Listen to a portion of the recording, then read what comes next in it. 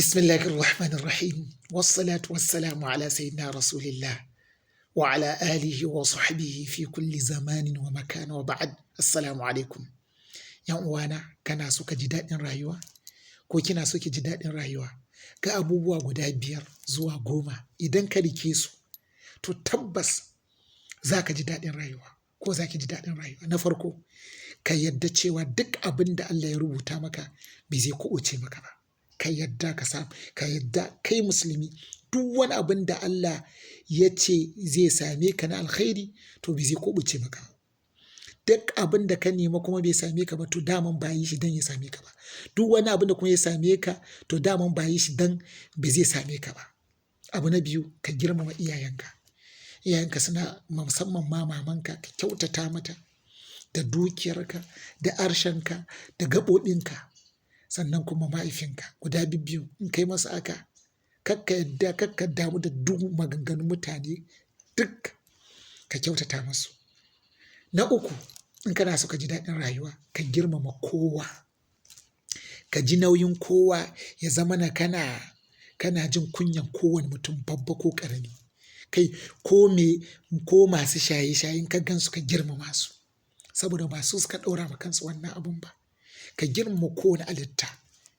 In ka yi haka, za ka ji daɗin rayuwa. Ko 'yan iska ne suka ganka kana cikin wani abu, za su dan girmama wannan da kake masu, kana ganin su da mutunci, duk da haka za su ganka da mutunci, ko da an so a maka keta da wani abu, su karan kansu sai ka ga amfanin sa wannan rana. Abu na 4, idan kana so ka ji daɗin rayuwa, ka samu na mace na gari, mace kyakkyawa, wato mace mai kyawun ɗabi'a. Idan ka samu haka, lallai za ka ji daɗin rayuwa. Duk wannan maganganun da muke yi maganganu ne na hadisin Annabi sallallahu alaihi wasallam, amma saboda ba lokaci balle mu kawo karatun daban-daban mu fassara mu saboda lokaci. Abu na 4, idan kana so ka ji daɗin rayuwa, to lallai ka zamanto kana yawan kyauta, ka dinga ba da kyauta. Kakka cewa al-infaqu, kagan ciyarwa, la yanqus min ar-rizq. Shi ciyarwa baya rage dukiyarka in dai kana bayarwa. Kakka ce idan kana bayarwa dukiyarka zai kare ka, zamanto mai bayarwa. Annabi sallallahu alaihi wasallam shine mafi kyautan mutane, sallallahu alaihi wasallam. Abu na 5, idan kana so ka ji daɗin rayuwa, ka guji abun hannun mutane ko dukiyar mutane ko wani abun hannun mutane.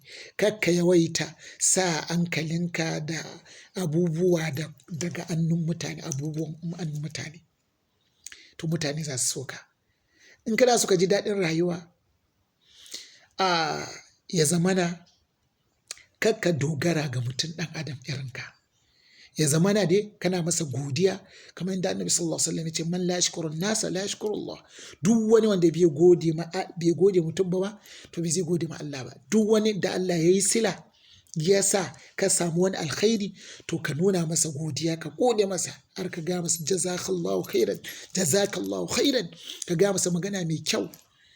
Amma dai kakka yadda kana kullum ka dogara ga mutum. In dai ka yawan dogara ga mutum, to lallai za ka shiga cikin kunci.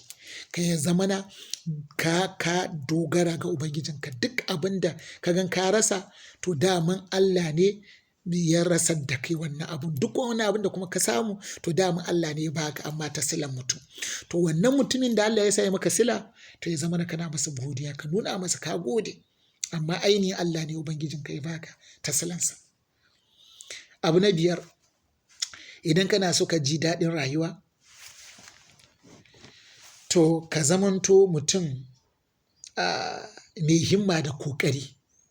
Ka zamanto kana da ƙoƙari da himma da dagewa cikin abin da kake nema.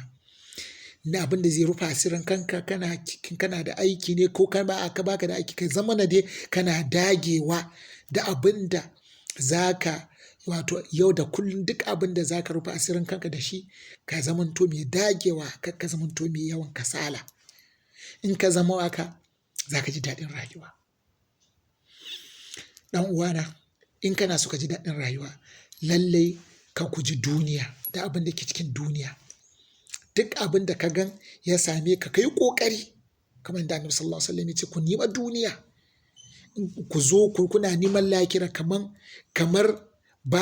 kaman ba za ku nemi, aka ne idan ka zo ka dawo neman duniya ka neman duniya kan ba lahi, to aka ne ya zamana ka ɗauka duniya dai gudi ne kaman wani assignment ne, amma lahira ne abin nufinka ka zamanto aka. In kai aka za ka zanto baka damuwa, baka cikin wani kunci. Abu na 8 ko na 9, idan kana so ka ji daɗin rayuwa, duk wani abin da ka gani da wani ɗan uwanka na alkhairi, ka roka Allah ya baka wanda ya fi shi, kar ka zamanto mai hasada ko mai bakin ciki ko mai wani abu saɓani aka.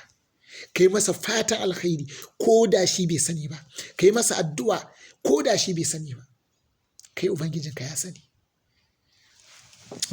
Abu na 10 idan kana, ko na 9, idan kana so ka ji daɗin rayuwa, idan kana so ka ji daɗin rayuwa, to lallai ka yawaita addu'a kuma ka yawaita mai da lamarinka ga Allah. Addu'a shine taƙobin mumini.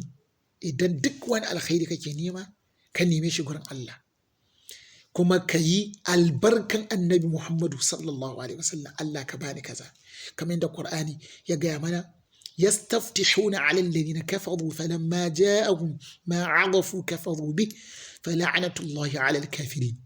Yastaftihuna ay yastansiruna. Idan muka duba littafai wajen tafsirai kusan 30 ko fiye da aka, za ka samu magana Ibn Abbas sahabin annabi yanda ya fassara shi, suna neman taimako a bisa annabin da zai zo ma bai riga ya zo ba, annabi Muhammadu. Ka ce Allah ka bani alfarman annabi, ka yawaita addu'a kana roƙon Allah shi kaɗai, kuma kana tawassali albarkan annabi, Allah ka bani kaza. To in Allah ya yarda ko za ka ji mamaki, ka mai da lamarin ka ga Ubangiji. Idan kai aka za ka ji daɗin rayuwa. Abu na ƙarshe, ka mai da lamarin ka ga Ubangiji, sannan kuma ka yi tawakkali da duk wani abin da ya same ka na alkhairi, ka gode. Abin da ya same ka na sharrin aka ma daga Allah ne, ka san duk alkhairi ne. Kai kake ganin sharri ne amma alkhairi ne. Kai ka yawaita kwaɗayi ga abubuwan annin mutane, ka dogara ga Ubangiji, kuma ka tashi kana mai himma, kana yawaita addu'a, kuma kana aiki, kana neman abin da duk zai zamanto maka alkhairi. Idan ka zamanto haka, za ka ji daɗin rayuwa. Wassalamu alaikum wa rahmatullahi ta'ala wa barakatuh.